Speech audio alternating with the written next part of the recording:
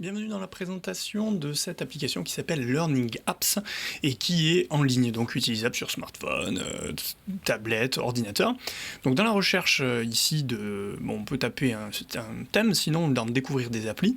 On va choisir une matière, on va resserrer le niveau qui nous intéresse et puis on va pouvoir aller piocher des exercices en fait formatifs pour nos élèves. Donc voilà, ici on va tester le passé simple.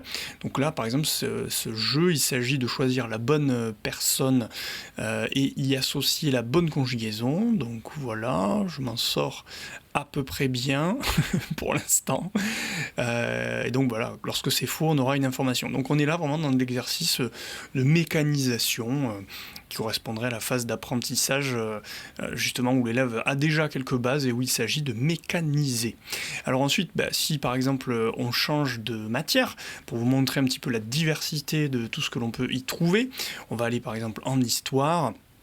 Et on va pouvoir aussi avoir des tests là de connaissances où il va falloir écrire les mots avec la bonne orthographe.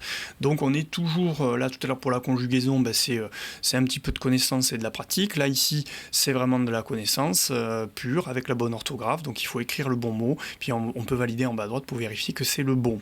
Voilà. Donc il y a quand même énormément d'exercices qui existent et dans des matières totalement diverses et qui peuvent être aussi spécifiques, c'est ça qui est intéressant.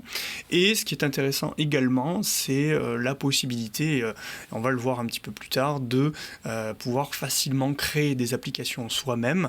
Mais là ce qu'on va voir surtout, c'est qu'on va pouvoir créer une application similaire à ce qui existe déjà.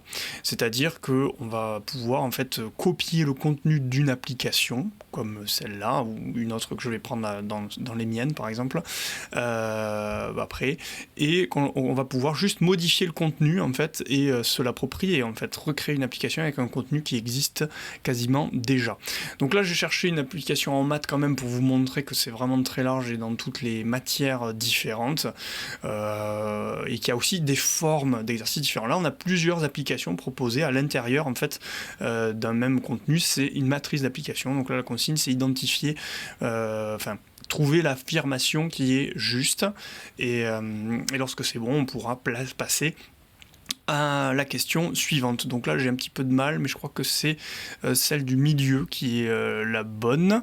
Voilà, donc je peux cliquer dessus et ensuite je vais mettre question d'après et il va me dire si c'est bon ou pas. Voilà, si je mets vérifier, ouais super, donc après je peux passer à la question suivante.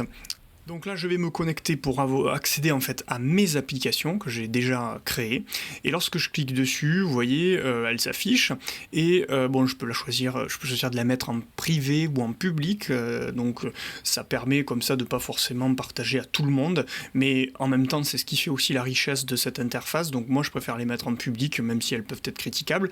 Je trouve en bas à droite les liens pour partager et puis si je prends ce dernier lien là je peux l'intégrer carrément dans le NT, c'est-à-dire qu'il va s'afficher dans le NT, et quand je mets modifier l'application ou créer une application similaire, eh bien j'arrive à cette interface où je vais pouvoir modifier tout le contenu qui existe. Voilà, donc je vous remontre là en bas à gauche, vous voyez, créer une application similaire. Et voilà, c'est fini pour aujourd'hui. Rendez-vous la semaine prochaine. N'oubliez pas de mettre un petit pouce en l'air, de vous abonner, de commenter, de partager, et je vous dis à bientôt.